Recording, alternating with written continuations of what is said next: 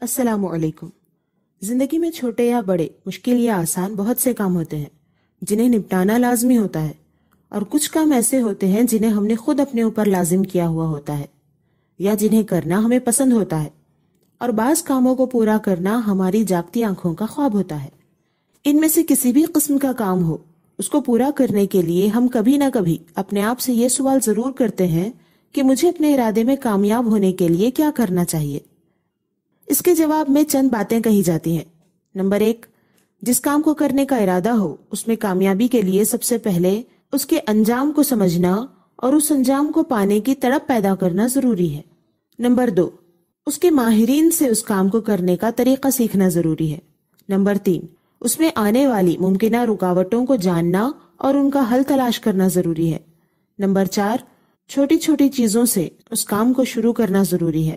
Number 5، اس میں 100% محنت کرنا اور مستقل مزاجی سے اسے کرتے رہنا ضروری ہے۔ نمبر 6، ایک راستے سے ناکامی کی صورت میں دوسرے، تیسرے، چوتھے ان گنت راستوں سے کوشش کرتے رہنا ضروری ہے۔ نمبر 7، اس کام سے پہنچنے والی تکلیفوں کو برداشت کرنا ضروری ہے۔ نمبر 8، اس کام کے درمیان میں ملنے والی واہواہیوں اور شاباشیوں اور دیگر انعامات کو نظر انداز کر کے آگے بڑھنا ضروری ہے۔ نمبر 9، ضرورت کے وقت کام کے مطابق جن سے ہو سکے مدد لینا ضروری ہے۔ نمبر 10، مقصد کو بھلانے یا اس سے بھٹکانے والی چیزوں سے دور رہنا ضروری ہے۔ نمبر 11، ٹارگٹ کو پہنچنے کے بعد بھی ٹارگٹ پر قائم رہنے کے لیے ان سب کاموں کو کرتے رہنا ضروری ہے، وغیرہ۔ چونکہ یہ طور طریقے سکھانا میرا آج کا ٹاپک نہیں ہے، اس لیے بہت مختصر میں یہ چند چیزیں میں نے یہاں گنوا دی، کیونکہ اس طرح کی باتیں بہت سے لوگ جانتے بھی ہیں اور اس طرح کی باتیں غیر مسلمز بھی کرتے ہیں، اور اتنا سب کرنے کے بعد بھی ناکام ہونے کے چانسز ہوتے ہیں۔ اس لیے آج میرا ٹاپک وہ راز کی بات بتانا ہے جو صرف ایمان والے جانتے ہیں۔ ایسا کام جس کو کرنے کے بعد اپنے ارادوں میں کامیابی کی امید 100% بن جاتی ہے، اس کے بعد کسی طرح سے ناکام ہونے کا سوال ہی پیدا نہیں ہوتا۔ ابھی مختصر میں جو باتیں بتائیں، ان کاموں کا فائدہ بھی اسی وقت ہوتا ہے جب ان کے ساتھ اس ایک کام کو شامل کر لیا جائے جس کے بارے میں ابھی بتانے والی ہوں۔ اس سے پہلے ایک درخواست ہے کہ گزرے ہوئے ویڈیوز میں سے ایک ویڈیو تھی رکاوٹیں کیوں آتی ہیں، اس نام سے۔ اگر وہ نہیں سنی ہے تو میری گزارش ہے کہ پہلے اسے سن لیں، جس سے آج کی بات سمجھنے میں مدد ملے گی۔ غور کریں تو معلوم ہوگا کہ ہم کوئی اہم کام کرتے وقت گھبراتے ہیں۔ کیوں گھبراتے ہیں؟ اس لیے کیونکہ ہم یہ جانتے ہیں کہ ہمارا علم پختہ نہیں ہے، جو معلومات اور تجربے اکٹھا کیے ہیں ان میں خامی ہو سکتی ہے۔ معلومات صحیح بھی اکٹھا کر لی ہوں تو اس کے بعد میں ہمارے ساتھ ایگزیکٹلی کیا ہونے والا ہے وہ ہم نہیں جانتے۔ کس طرح کی رکاوٹیں، کتنے زور آور دشمنوں کا سامنا ہو سکتا ہے، یہ پوری طرح ہم نہیں جان سکتے، اس لیے ہم گھبراتے ہیں۔ ہم اس لیے بھی گھبراتے ہیں کیونکہ ہماری طاقت و قدرت بھی پختہ نہیں، ہمیں اپنی موجودہ طاقت کم پڑ جانے کا ڈر ہوتا ہے۔ ہم اس لیے بھی گھبراتے ہیں کہ باہری چیزوں پر ہمارا اختیار نہیں، ہم کسی کی فطرت، طبیعت اور کسی کا دل بدل نہیں سکتے، ہم کسی پر زبردستی نہیں کر سکتے، کسی سے زبردستی مدد نہیں لے سکتے۔ وقتیہ طور پر کوئی مددگار مل بھی جائے تو کبھی بھی ساتھ چھوڑ دینے کا ڈر ہوتا ہے۔ اسی طرح ہمیں ان باتوں کا پورا احساس ہوتا ہے کہ ہمارا ہنر، ہمارے فیصلے کچے ہو سکتے ہیں، ہمارے قدم لڑکھڑا سکتے ہیں، ہم ہمت ہار سکتے ہیں، ہمارا صبر ختم ہو سکتا ہے۔ اس کے علاوہ ہمارے ساتھ یہ بھی ہوتا ہے کہ تھوڑے سے انعام اور خوشی یا دھمکی وغیرہ سے ادھر ادھر بھٹک جاتے ہیں، ہم خود کو سنبھال نہیں پاتے۔ ان سب کمزوریوں کے ہوتے ہمارا گھبرانا بجا ہے، درست ہے۔ اب اس گھبراہٹ سے نکلنے اور اپنے ارادوں میں کامیاب ہونے کا ہمارے پاس صرف ایک ہی راستہ ہے کہ ہم ایسی ہستی کی مدد لیں جو سب سے بڑھ کر علم والا ہو، جسے سب کچھ پہلے سے پتا ہو، طاقت میں زبردست ہو، اسے کوئی مار نہ سکتا ہو، نہ اسے کوئی نقصان پہنچا سکتا ہو، نہ اسے کوئی لالچ دے کر اپنی طرف کر سکتا ہو۔ وہ ایسا ہو کہ سب سے بے نیاز ہو، وہ وہی کرتا ہو جو صحیح ہے، انصاف ہے، اس پر کسی کی زور زبردستی چلتی ہی نہ ہو، بلکہ وہ اتنی بڑی شان والا ہو کہ باقی سب پر اس کا کنٹرول ہو، وہ جس کی حفاظت کرے اسے کوئی چھو بھی نہ سکتا ہو، اور وہ جسے روک دے وہ ہل بھی نہ سکتا ہو، اور سب سے بڑھ کر یہ کہ وہ مددگار اتنے بھروسے والا ہو کہ وہ کسی بھی صورت میں ہمیں دھوکہ نہ دے گا۔ جب ایسے مددگار کا پتہ ہمیں مل جائے تو کیا ہم اس وقت بھی گھبرائیں گے؟ نہیں۔ مایوس ہوں گے، ڈریں گے؟ نہیں، بلکہ سیدھا جا کر اس سے مدد کی بھیک مانگیں گے، اس سے مدد لے کر ہی کام کریں گے اور کامیاب بھی ہو جائیں گے۔ یہ تو آپ جانتے ہی ہیں کہ اس شان والا مددگار صرف اور صرف اللہ تعالیٰ ہے۔ جس کی مدد حاصل ہونے کے بعد ناکامی کی کوئی گنجائش نہیں، اور اس کی مدد چھوڑ کر کامیابی کا تصور کرنے والا سب سے بڑا جاہل اور ناکام انسان ہے۔ جاہل اس لیے ہے کہ ایسے مددگار کے ہوتے ہوئے اگر وہ اس سے بے خبر ہے تو یہ بے خبری، یہ جہالت بہت بڑی جہالت ہے، اور ایسے مددگار سے دور ہے تو وہ اپنی کمزوریوں کی وجہ سے ناکام تو ہوگا ہی۔ اب یہ جان لیجئے کہ اس کی مدد ملتی کب ہے۔ اللہ کے رسول صلی اللہ علیہ وسلم نے فرمایا، واللہ فی عون العبد ما کان العبد فی عون اخیہ، اللہ تعالیٰ بندے کی مدد کرتا ہے جب تک بندہ اپنے بھائی کی مدد کرتا ہے۔ حوالہ مسلم شریف۔ یہ ہے اصلی راز۔ آج کل دنیا میں اپنے کاموں کو پورا کرنے کے جو پاٹھ پڑھائے جا رہے ہیں وہ اصل میں خود غرضی سکھا رہے ہیں۔ اپنے کام سے کام رکھو، کچھ بھی ہوتا ہوا دیکھو تو گونگے اندھے بہرے بن کر گزر جاؤ، اپنا 100% وقت اور مال صرف اپنے کام نکالنے میں لگاؤ، لیکن کسی کے لیے کچھ کرنے میں وقت ضائع نہ کرو، صرف اپنی فکر کرو، جو حاصل ہو اس سے اکیلے ہی فائدہ اٹھاؤ وغیرہ۔ یہ سب سچائی کے مقابلے میں بالکل الٹی تعلیم ہے اور اندھیری زندگی ہے۔ سیدھی اور سچی بات یہ ہے کہ بندے کے سارے کام پوری طرح اللہ تعالیٰ کے قبضے اور اختیار میں ہیں۔ ہاں، اس نے آزمانے کے لیے کچھ طاقتیں اور اختیارات اپنے بندوں کو دے رکھے ہیں تاکہ جانچا جائے کہ وہ ان کو استعمال کر کے کیا کرتے ہیں، اور پھر جسے اس سے زیادہ طاقت چاہیے یا مدد چاہیے تو اس معاملے میں اللہ تعالیٰ نے اپنے بندوں کے لیے یہ قانون بنایا ہے کہ جو بندہ دوسرے بندے کی مدد کرے گا اللہ تعالیٰ اس کی مدد کرے گا۔ ویسے تو بنیادی طور پر جس کے پاس جتنی طاقت ہے وہ بھی اللہ کے دینے سے ہی ہے۔ اس کے علاوہ مزید اگر کسی کو طاقت چاہیے، کوئی اپنے کام ٹھیک کرنا چاہتا ہے تو اس کے لیے یہ شرط ہے کہ اسے دوسروں کی مدد کرنی ہوگی۔ جب تک ایک مسلمان دوسرے مسلمان کی مدد میں مصروف ہوگا تب تک اللہ تعالیٰ اس کی مدد کرتا رہے گا۔ اب سوچ کر دیکھیے، دوسروں کی مدد کرنے میں کس کا زیادہ فائدہ ہوگا، مدد کرنے والے کا یا جس کی مدد کی گئی اس کا؟ مثال کے طور پر اگر میں آپ کی مدد کر رہی ہوں تو سمجھیے اتنے وقت تک اللہ تعالیٰ میری مدد فرما رہا ہے، اس میں میرا زیادہ فائدہ ہو رہا ہے کیونکہ میں آپ کی مدد کروں گی تو اس میں کوئی خامی اور کمی رہ جائے گی، لیکن جب اللہ تعالیٰ میری مدد فرمائے تو اس میں کوئی کمی نہیں رہ سکتی۔ اس طرح دوسروں کی مدد کرنے والا انسان زیادہ فائدے میں رہتا ہے۔ جو لوگ یہ سمجھتے ہیں کہ کسی کی مدد کرنے میں لگے رہے تو ہمارے کام ادھورے رہ جائیں گے، یا یہ کہ ہماری مدد سے سامنے والا فائدے میں رہتا ہے ہمیں کچھ حاصل نہیں ہوتا، تو وہ لوگ نادان ہیں۔ ان کے ساتھ معاملہ یہ ہے کہ انہوں نے جو دوسروں کے لیے کیا انہیں وہ تو نظر آ گیا، لیکن اللہ نے ان کی جو مدد کی وہ انہیں نظر نہیں آئی۔ اکثر لوگوں کو یہ نظر نہیں آتی، اسے دیکھنے کے لیے خاص آنکھ چاہیے، باطنی آنکھ۔ آئیے ایک حدیث کی روشنی میں باطنی نظر سے اس حقیقت کو دیکھنے کی کوشش کرتے ہیں۔ اللہ کے رسول صلی اللہ علیہ وسلم نے فرمایا، من اصبح منکم آمنا فی سربہ معافا فی جسدہ عندہ قوت یومہ فکأنما حیزت لہ الدنیا بحذافیرہا۔ تم میں سے جو شخص اپنے گھر والوں کے درمیان اس حال میں صبح کرے کہ وہ اپنی جان کی طرف سے بے خوف ہو، جسمانی اعتبار سے صحت مند ہو، ایک دن کی خوراک کا سامان اس کے پاس ہو، تو گویا تمام اطراف سے اس کے لیے ساری دنیا جمع کر دی گئی۔ حوالہ ترمذی شریف، مشکات شریف۔ پہلی چیز جان امن میں ہے، دوسری چیز صحت سلامت ہے، اور تیسری چیز ایک دن کا کھانا نصیب ہو گیا، تو اس کا مطلب یہ ہے کہ اس کے لیے ساری دنیا جمع کر دی گئی۔ عقل مند جب اپنی عقل استعمال کریں گے تو سمجھ آئے گا کہ ان تین چیزوں میں ہی ساری دنیا کس طرح جمع ہو گئی۔ جب ہم اس حال میں ہیں کہ ہماری جان سلامت ہے تو اس کا مطلب یہ ہے کہ ساری دنیا کے انسانوں، شیطانوں، جانوروں سے اللہ نے ہماری حفاظت فرمائی، کسی کے دل میں ہمیں نقصان پہنچانے کا خیال آنے نہیں دیا، یا خیال آیا تو اللہ نے ہمیں نقصان پہنچانے کی اسے قدرت نہیں دی۔ جسمانی طور پر صحت مند ہے، اس کا مطلب یہ ہے کہ ہمارا اندرونی نظام جو بے انتہا پیچیدہ ہے، سینکڑوں ہڈیاں، لاکھوں رگ و ریشے اور نہ جانے کیا کیا ایسی چیزیں ہیں جن کے نظام کو اللہ تعالیٰ نے صحیح سلامت چلایا، تب جا کر صحت سلامت رہی۔ اور تیسری چیز یہ کہ ایک دن کا کھانا اتنا کہ اسے کھا کر زندہ رہ سکیں ہمیں نصیب ہوا، تو اس کا مطلب یہ ہے کہ سورج، چاند، ستارے، زمین، آسمان، بادل، بارش، ہوا وغیرہ بہت ساری چیزوں نے، بلکہ ساری کائنات نے مل کر ہمارے لیے غذا تیار کی ہے، تب جا کر ہمیں وہ نصیب ہوئی۔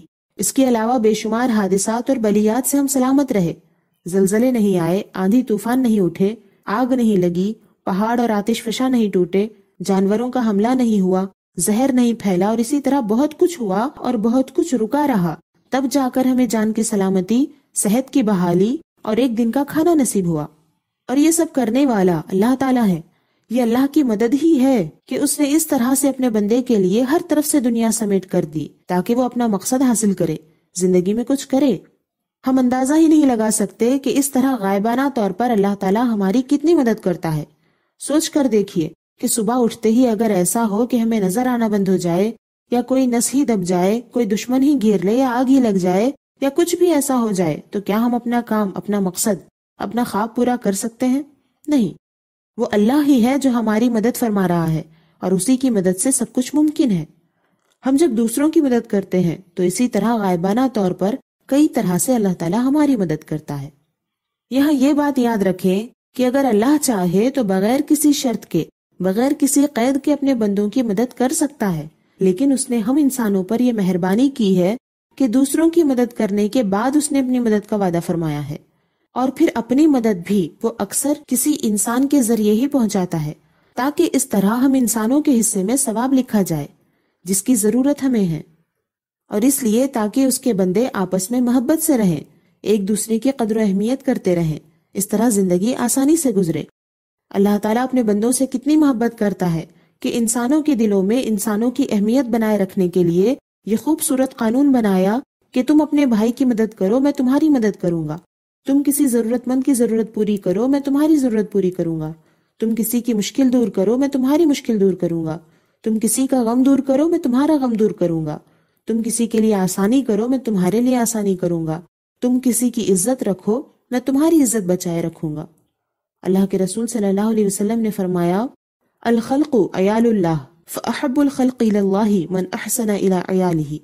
مخلوق اللہ تعالیٰ کی عیال ہے، تو لوگوں میں اللہ تعالیٰ کو سب سے پسندیدہ وہ شخص ہے جو اس کے عیال کے ساتھ اچھا برتاؤ کرے۔ حوالہ مشکات شریف، کنز العمال۔ کسی شخص کی عیال ان لوگوں کو کہا جاتا ہے جن کی پرورش، جن کا کھانا پینا اور جن کی ضرورتوں کو پورا کرنا اس شخص کے ذمے ہے، اور وہ ان کے اخراجات اپنے روپیے پیسے سے پورا کرتا ہے۔ لہٰذا اس معنی میں کسی انسان کا کسی انسان کی عیال ہونا یہ تو مجازی ہے۔ حقیقت میں سب کو رزق دینے والا، ضرورتیں پوری کرنے والا اللہ تعالیٰ ہے۔ اس معنی میں حقیقت میں ساری مخلوق اللہ کی عیال ہے۔ جو بندہ اللہ کی مخلوق کے ساتھ جتنا اچھا سلوک کرے گا وہ اسے اتنا زیادہ پیارا ہوگا۔ ہاں، یہ اس وقت ہے جب انسان شیطان کا ساتھی ہو کر اللہ سے لڑائی نہ مول لے، ورنہ جب انسان اللہ کا دشمن ہو جائے تو نہ اللہ تعالیٰ اس کی مدد کرتا ہے اور نہ اپنے بندوں کو اس کی مدد کا حکم دیتا ہے۔ جو کچھ دنیا میں وہ اپنی جانب سے اسے دیتا بھی ہے وہ اس کے لیے ڈھیل ہوتی ہے، پھر آخرت میں اس کے لیے سخت پکڑ ہوگی۔ اور جو نادان ہے یا جو اللہ پر سچا پکا ایمان رکھنے والا ہے، اس کا اللہ تعالیٰ خود مددگار ہے، اور اپنے بندوں کو بھی اس نے حکم دیا ہے کہ اس کی مدد کرے، اسے کبھی اکیلا نہ چھوڑے۔ رسول اللہ صلی اللہ علیہ وسلم نے فرمایا، المسلم اخو المسلم لا یظلمہ ولا یسلمہ ومن کان فی حاجت اخیہ کان اللہ فی حاجتہ ومن فرج عن مسلم کربۃ فرج اللہ بها کربۃ من کرب یوم القیامہ ومن ستر مسلما سترہ اللہ یوم القیامہ۔ مسلمان کا بھائی ہے، نہ اس پر وہ ظلم کرتا ہے اور نہ اس کا ساتھ چھوڑتا ہے، اور جو کوئی اپنے بھائی کی حاجت پوری کرنے میں لگے گا اللہ اس کی حاجتوں کو پورا کرے گا، اور جو کوئی کسی مسلمان کی مصیبت دور کرے گا اللہ قیامت کے دن کی مصیبتوں میں سے اس کی مصیبت دور کرے گا، اور جس نے کسی مسلمان کا پردہ رکھا اللہ قیامت کے دن اس کا پردہ رکھے گا۔ حوالہ مسلم شریف۔ من نفس عن مؤمن کربۃ من کرب الدنیا نفس اللہ عنہ کربۃ من کرب یوم القیامہ ومن یسر علی معسر یسر اللہ علیہ فی الدنیا والآخرہ ومن ستر مسلما سترہ اللہ فی الدنیا والآخرہ واللہ فی عون العبد ما کان العبد فی عون اخیہ۔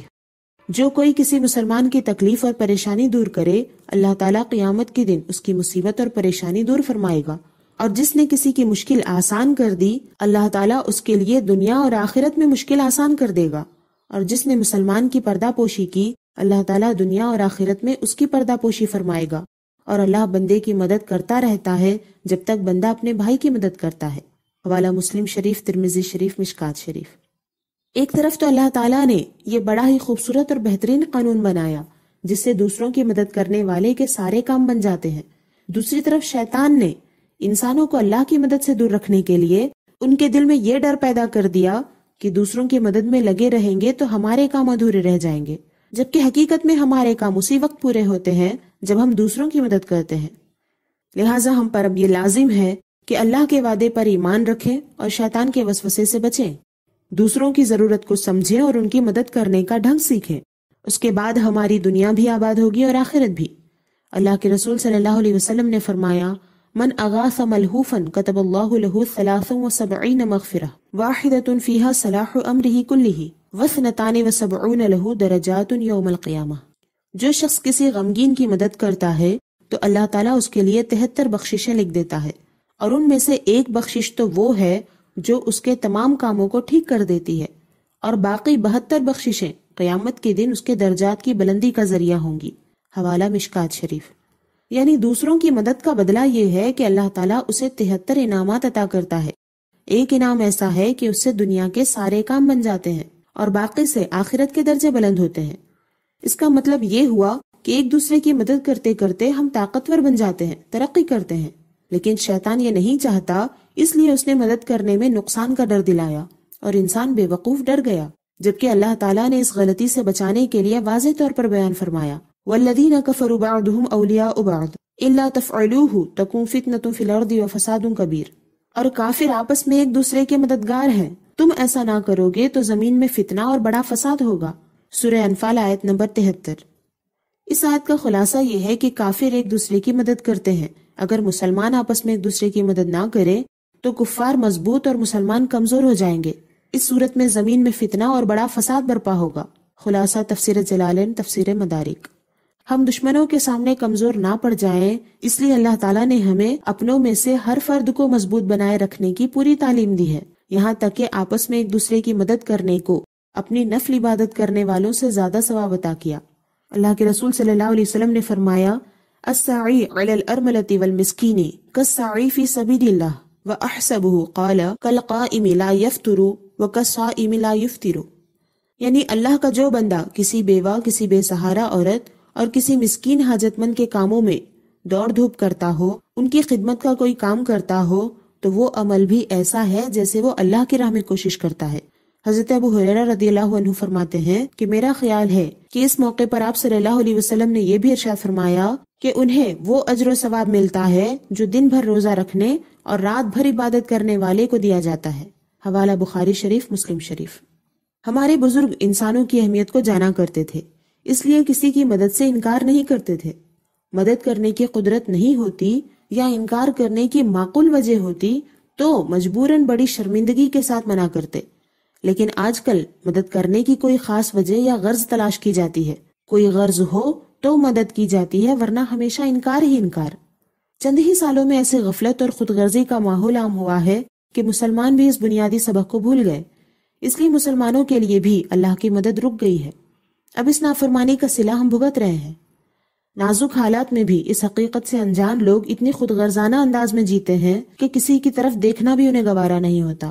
وہ اپنی زندگی بھی کیا خاک سوار پائے، وہ تو دوسروں کی مدد کیے بغیر ممکن ہی نہیں تھا کہ اپنی زندگی سوار پائے۔ اس طرح لوگ نہ دوسروں کے ہو پائے نہ خود کے ہی ہو سکے۔ سچی توبہ کی جائے تو اب بھی دیر نہیں ہوئی۔ آج بھی اگر ہم انسانیت کی قدر جان جائیں تو خوشگوار زندگی گزار سکتے ہیں، جس سے بھلے ہی دنیا کا ساز و سامان کسی کی بنسبت کم ہو، لیکن اندرونی خوشی کے ساتھ انسان ہونے کا بڑپن، ایک خوشگوار احساس اور باطنی قوت نصیب ہوگی۔ پھر اللہ کی رضا شامل حال ہو تو دنیا اور آخرت آباد ہو جائے گی۔ حضرت ابن عمر رضی اللہ تعالیٰ عنہما نے ایک دن کعبہ شریف کی طرف دیکھا اور فرمایا، تیرا مرتبہ کس قدر بڑا ہے اور تیرا احترام کس قدر زیادہ ہے، مگر اللہ کے نزدیک مومن کا احترام تجھ سے بھی بڑا ہوا ہے۔ حوالہ ترمذی شریف۔ ہم میں سے بہت سے لوگ ایسے ہیں جو اپنے آس پاس کئی ایک ضرورت مندوں کو دیکھ کر انہیں نظر انداز کرتے رہتے ہیں، کئیوں کی پریشان زندگی کو دیکھ کر ان سے پناہ مانگتے اور ان سے دور چلے جاتے ہیں۔ قدرت ہونے کے باوجود ان کی پریشانی دور کرنے کی کوشش نہیں کرتے، کسی کی زندگی میں آسانی پیدا کرنے کی کوشش کو جھنجھٹ کے کام سمجھتے ہیں۔ اور ان سے بھی بڑھ کر ایسے لوگ بھی ہیں جو کئیوں کے حق دبا کر، دل توڑ کر، بے سہارا بنا کر خود دنیا سمیٹنے میں لگے ہوئے ہیں۔ ایسے بے مروت لوگ حج و عمرہ تو کر لیتے ہیں، لیکن زندگی میں کبھی نہ وہ انسانیت کا احترام کر پاتے ہیں نہ خانہ کعبہ کا۔ اللہ کے رسول صلی اللہ علیہ وسلم نے فرمایا، من لا يرحم الناس لا يرحمہ اللہ۔ جو شخص لوگوں پر رحم نہیں کرتا اس پر اللہ تعالیٰ بھی رحم نہیں کرتا۔ حوالہ مسلم شریف، کتاب الفضائل۔ کسی کو تڑپتا بلکتا فکر میں ڈوبا پریشان دیکھ کر بھی جس کا دل نرم نہیں ہوتا، ان کی مدد پر جو انسان آمادہ نہیں ہوتا، وہ اصل میں بے رحم انسان ہے، وہ اللہ کی رحمت حاصل کرنے کے قابل ہی نہیں۔ اس لیے یہ لوگ ایسے ہوتے ہیں کہ اپنے کاموں میں سارا وقت اور پیسہ گنوا دینے کے باوجود وہ اپنے گھر تک کو سمیٹ کر نہیں رکھ پاتے۔ اللہ تعالیٰ ان کے لیے ان کے کام ایسے بکھیر دیتا ہے کہ انہیں راحت ہی نصیب نہیں ہوتی۔ تصور کیجئے آپ کے بچوں کو آگ لگ گئی ہو یا زہریلے کیڑے کاٹ رہے ہوں اور آس پاس لوگ بس منہ خراب کر کے انہیں دیکھ رہے ہوں اور ہائے افسوس کہہ کر خاموش ہوں، اور بعض تو ایسے ہوں کہ منہ پلٹا کر پیٹھ دکھا کر بیٹھ گئے ہوں کہ کہیں مدد کرنے کی باری نہ آ جائے۔ تو ایسے لوگوں کے لیے آپ کے جذبات کیسے ہوں گے؟ کیا آپ کو کبھی ان پر رحم آئے گا؟ کیا آپ ان سے خوش ہوں گے اور انعام دیں گے؟ سوال ہی نہیں پیدا ہوتا۔ اس مثال سے یہ بات سمجھ لیں کہ اللہ تعالیٰ کو اپنی مخلوق سے جو محبت ہے وہ 70 ماؤں سے زیادہ ہے۔ وہ اپنی مخلوق کی پریشانیوں کو دیکھ کر نظر انداز ہونے والے یا پیٹ پھیر کر چل دینے والوں پر کیوں کر رحم کرے گا اور ایسوں کی کیوں مدد کرے گا؟ نہیں کرے گا۔ اور یہ بات اس نے چھپا کر نہیں رکھی بلکہ بیان فرما دی ہے کہ جو لوگوں پر رحم نہیں کرتا اللہ اس پر رحم نہیں کرتا۔ اس کے باوجود لوگ ایسے ہیں کہ خود کسی پر رحم کرنے کو تیار نہیں اور اللہ سے اپنے اوپر رحم کی امید لگائے بیٹھے ہیں۔ یہ امید بھی رکھتے ہیں کہ اللہ ان سے خوش رہے گا، انہیں جنت دے گا، حالانکہ یہ امید نہیں بلکہ جہالت ہے۔ بہرحال ہم مسلمانوں پر فرض ہے کہ مشکل سے مشکل اور تنگ حالات میں بھی جتنا ہو سکے ہم دوسروں کا خیال رکھیں، لوگوں کی ضرورتوں اور خواہشوں میں فرق کو سمجھ کر ان کی اصل ضرورتوں کو پورا کرنے میں ان کی مدد کریں۔ یہ نہ ہو کہ مدد کے نام پر خواہشوں اور گناہ کے کاموں میں کسی کے ساتھ شامل ہو جائیں۔ نہیں، مدد صرف صحیح اور ضروری چیزوں میں ہونی چاہیے۔ ضرورتوں میں بھی جو زیادہ سخت ضرورت ہو اس میں مدد کرنا سب سے بہتر ہے، اسی طرح اس کے بعد اہم ضرورت، پھر اس کے بعد اہم ضرورت۔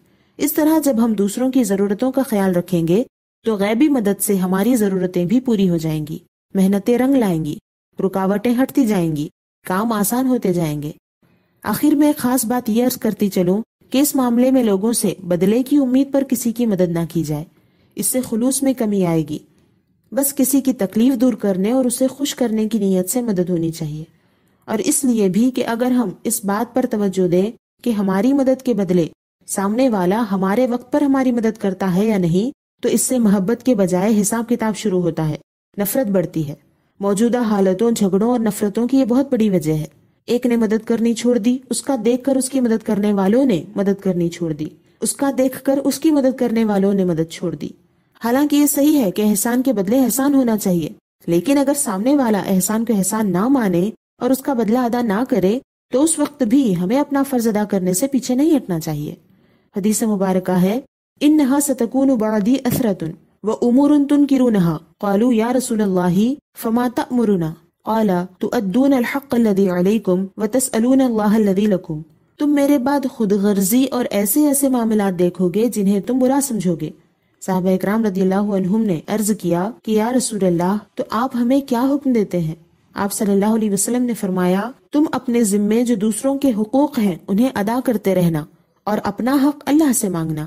حوالہ بخاری شریف، مسلم شریف۔ رسول اللہ صلی اللہ علیہ وسلم نے جھگڑا ہی ختم فرما دیا، کیونکہ حقیقت میں ہماری مدد کرنے والا مالک کسی کے عمل کو ضائع یعنی بیکار جانے نہیں دیتا، وہ اپنے وعدوں میں سچا ہے۔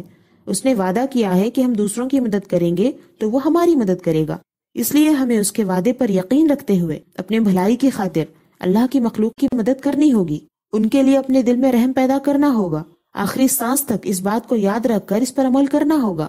لوگ ہمارے حقوق ادا کریں یا نہ کریں، ہمیں لوگوں کی مدد کرنی ہوگی۔ ہاں، اس بات کا پورا خیال رکھنا ہوگا کہ مدد کرنے کے جو طور طریقے اللہ اور اس کے رسول صلی اللہ علیہ وسلم نے سکھائے ہیں ان کے مطابق ہی مدد ہو۔ اس بارے میں چند اور چیزیں بتانی باقی ہیں، انشاءاللہ ان قریب اسے بھی بیان کرنے کی کوشش کروں گی، کیونکہ یہ موجودہ وقت کی سخت ضرورتوں میں سے ایک ہے۔ امید کرتی ہوں کہ دوسروں کی مدد کے ذریعے اپنے کام کو بہتر انداز میں پورا کرنے کا قانون آپ کو پسند آیا ہوگا۔ اپنا اور اپنے پیاروں کا خیال رکھیں، اللہ کے ہو کر رہیں۔ اللہ حافظ۔